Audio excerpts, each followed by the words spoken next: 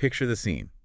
You're Yeah. standing in a harshly lit conference room. You've got this sticky note name tag peeling off your lapel. Oh, I know the exact feeling. Right.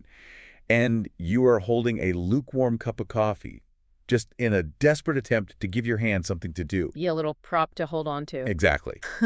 And then someone at the front of the room cheerfully announces that before the morning strategy meeting begins, everyone is going to pair up Uh-oh. and share their most embarrassing middle school memory.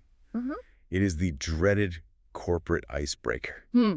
You can almost feel the collective temperature in the room plummet. Everyone just braces for it. Yeah, the sheer agonizing awkwardness of that ritual. That visceral cringe you just described is, well, it's a very specific type of modern dread. It really is. But we use the phrase so casually today to describe these low-stakes social games, like, let's break the ice. Just a harmless little activity. Right. It sounds completely harmless, a little bit silly, maybe mildly uncomfortable, but, ultimately trivial. And yet, when you actually pull back the layers on the linguistic journal article we're using for our deep dive today. Which is a fascinating read, by the way. Oh, totally. The origins of that phrase involve absolutely zero name tags, zero polite small talk, and a whole lot of literal, terrifying shattering of frozen water. Yeah, it's intense. We're taking this extensive etymological source about the origins of the phrase breaking the ice. And our mission today is to uncover how this everyday team-building concept is actually rooted in the highly dangerous realities of maritime history. And eventually, 16th century literature. Yes. To truly understand where this idiom comes from and, why it still holds such immense psychological weight for us today, we have to look at the intersection of early modern global trade routes and the organic evolution of language. It's a wild transition. It really is a fascinating journey, going from sheer physical survival to social survival and the mechanics of how human beings confront invisible barriers. Okay, let's unpack this, because right now, an icebreaker, it's basically just a forced mechanism to learn names at a gathering. Right. But the etymological records pull us back to a time when breaking the ice wasn't a metaphor at all. It was literal. Very literal. We are talking about the early modern period. So an era largely defined by the massive, aggressive expansion of global trade routes. And in European colonialism, yeah. Exactly. And this sudden expansion created a very immediate, highly lethal physical problem for a specific group of people. Well, consider the seafaring nations of Southern Europe at the time. You had generations of sailors who had spent their entire maritime careers navigating the Mediterranean Sea. Which is relatively predictable, right? Very predictable. Warm equatorial waters. They were culturally and technologically adapted to warm climates. Okay. They had reliable trade winds and, most importantly, liquid oceans. Right, liquid being the operative word there. Exactly. But as global exploration and the pursuit of new colonial markets pushed these trade routes further and further north. Up into the Baltic Sea. The Baltic Sea, the Arctic Circle, these warm water sailors suddenly found themselves confronting a geographical reality their ships were completely unprepared for. Solid water. Solid water. It must have been an absolute shock to the system. I mean, you sail north to establish this lucrative new spice or timber route, relying entirely on the wind to push you forward. And then nothing. Yeah, your massive wooden galleon just stops. The river or the coastal canal is frozen solid. It's a terrifying scenario. When you look at the maritime records of the era, you see this sudden, desperate need for human icebreakers in northern climates. And we aren't talking about the massive nuclear-powered, steel-reinforced ships we use today to cut through the Arctic. No, not at all. We're talking about human beings who are literally enlisted to shatter the frozen rivers using primitive hand tools. The sheer physical labor of that is just staggering to think about. I can't even imagine. You have to remember the mechanics of wooden sailing ships. If a ship gets becalmed in freezing water, it isn't just stuck. It's in danger. Grave danger. Pack ice acts like a slow-motion vice. Oh, wow. As the water freezes and expands around a wooden hull, the kinetic pressure can literally crush the ship into splinters. And drag it under. Yes. So the crews had to get out onto the ice itself. Just out on the frozen ocean. Literally walking on it, swinging heavy iron axes and hooked pikes, just chopping away at the frozen surface hour after hour to facilitate basic movement. And as they move from the relatively shallow canals out into the open ocean, the danger must have escalated exponentially. Oh, absolutely. Out on the open water, a sudden freeze or a hidden ice flow wasn't just an inconvenience. It was a death sentence for a massive trade vessel. Exactly. So the solution they engineered was to send small, fragile rowboats out ahead of the larger ships. Oh, okay. The crews in those little boats would literally hack the ice apart by hand to carve out a safe passageway for the massive, expensive vessel looming behind them. That is wild. It's less like a snowplow clearing a highway and more like walking through an active minefield to clear a path for a tank. That is a perfect analogy. You're the fragile, exposed thing taking on all the kinetic danger, absorbing the risk so the heavily armored, valuable cargo behind you can survive. If we connect this to the bigger picture, this literal act of breaking the ice was the crucial, high-stakes mechanism actively driving early global capitalism. Because without those small boats taking on that terrifying risk, the big ships couldn't move. Right. The flow of spices, textiles, timber, it would cease entirely. The expansion of empires would quite literally freeze in place. So the ice was a formidable, life-threatening barrier to human progress at that time. It was. It was such a fundamental battle against nature that modern naval forces still pour billions into specialized ice-breaking vessels today. The technology has evolved from iron axes to reinforced steel hulls, but the underlying struggle is the exact same. Exactly the same. Okay, I understand the physical danger of being in that rowboat. The terror of a freezing ocean swell while you swing an axe at a block of ice is incredibly vivid. It's a haunting image. But I'm stuck.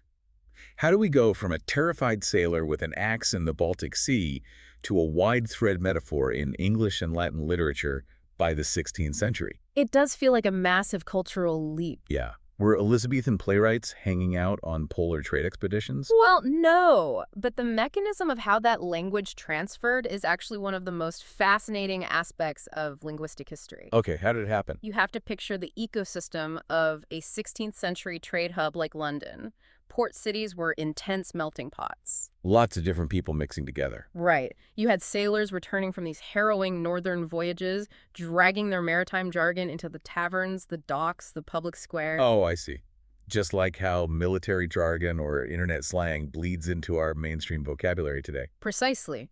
The sailors' profound relief at surviving an ice-breaking mission became synonymous with surviving any incredibly daunting first step. That makes total sense. So the playwrights and scholars who were soaking up the culture of the city adopted the phrase.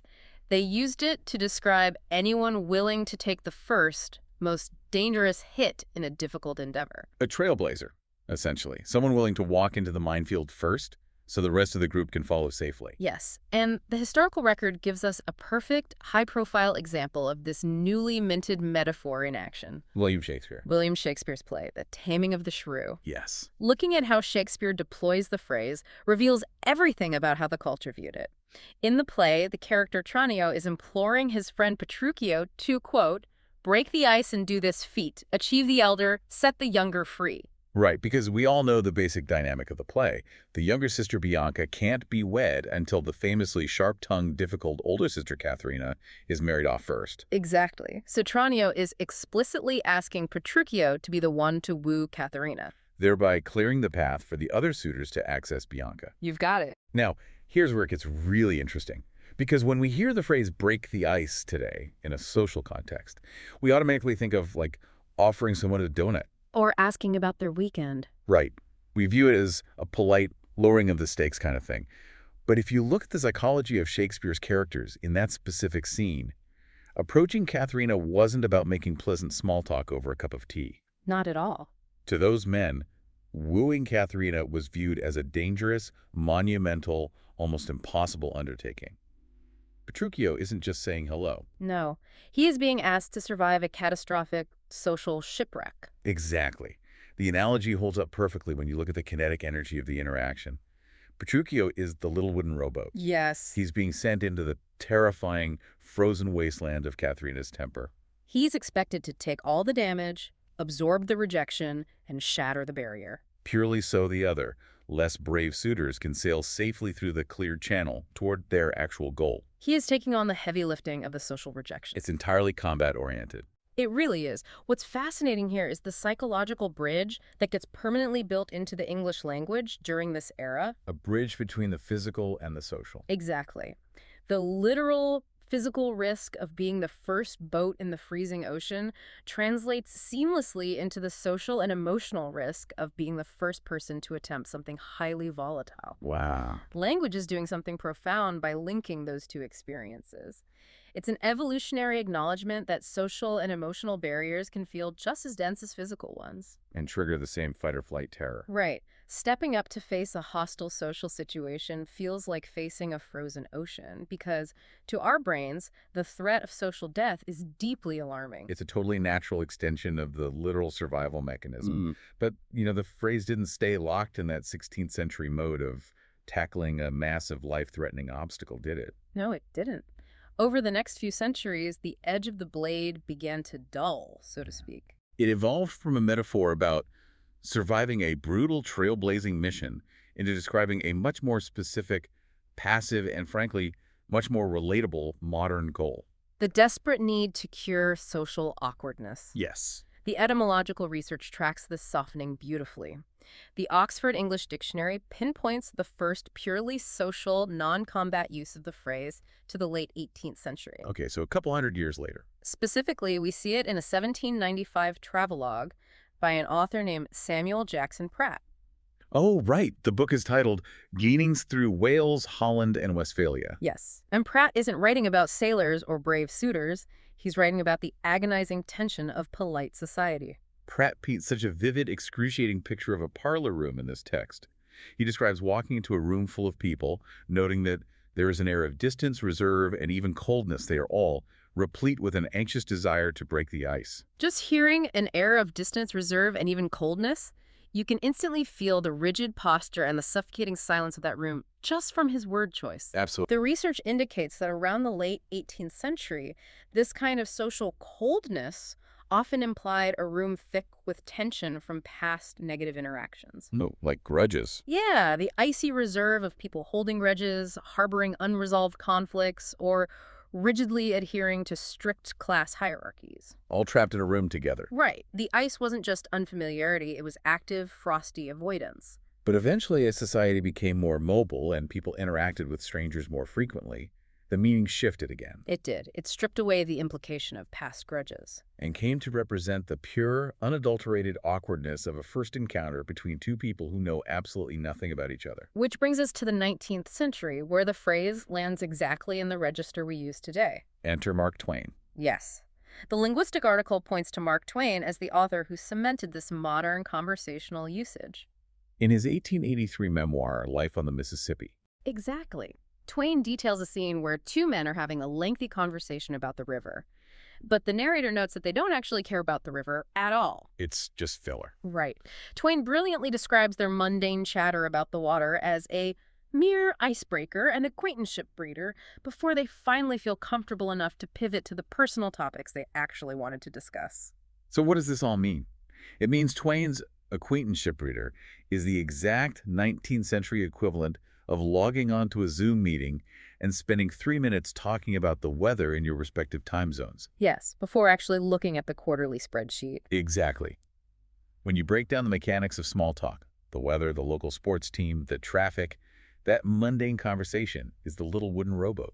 It functions as a low-stakes ping, a sonar pulse to test the waters. Yes, you are sending that low-stakes conversational boat out ahead to clear the path, to absorb the hits of any awkward silences or mismatched tones. Because if the other person responds terribly to a comment about the weather, you haven't lost much. Right.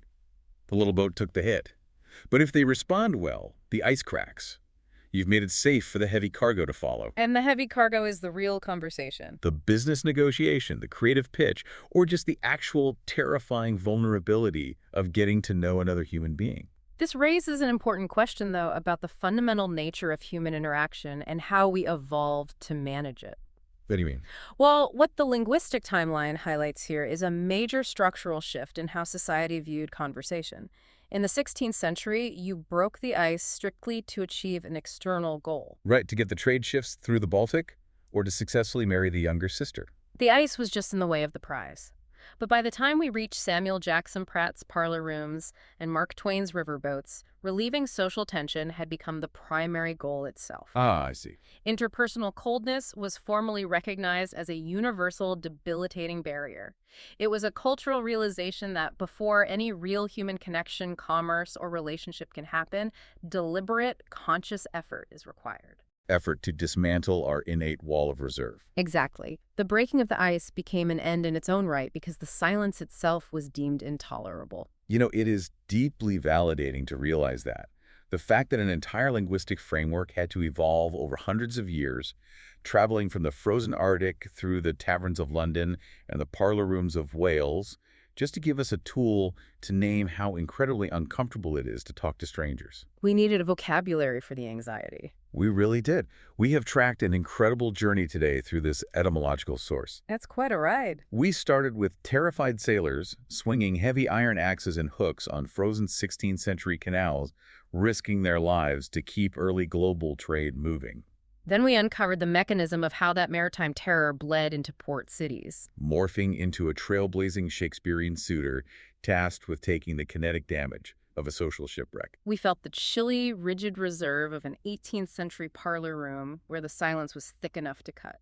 And finally, we arrived at Mark Twain's incredibly relatable use of small talk as a delicate social technology to bridge the gap between two strangers. It is a remarkable linguistic journey that maps perfectly onto our psychological evolution. And, it leaves you with something rather profound to consider the next time you find yourself standing in one of those harshly lit conference rooms. Staring at a lukewarm cup of coffee. Exactly. If human language naturally evolved over centuries to equate the literal life-threatening danger of polar sea exploration with the sheer agonizing anxiety of talking to strangers at a gathering, Yeah. what does that reveal about the depths of our evolutionary fear of social rejection? Wow. Our brains literally equate a silent room of strangers with a freezing, deadly ocean. The threat of social isolation triggers exact same alarm bells as physical destruction. That is a brilliant, slightly terrifying point. The fear of a silent room really is our modern frozen ocean. The stakes feel life or death to our nervous systems. They absolutely do. So the next time someone hands you a sticky note name tag and asks you to pair up and share a fun fact about your childhood, just remember, you aren't just playing a silly corporate game. Not at all. You are continuing a centuries-old, high-stakes tradition of sending a little wooden boat out into the dark, frozen waters, desperately hoping to carve out a safe passage for human connection. So take a deep breath, swing the axe, and break the ice.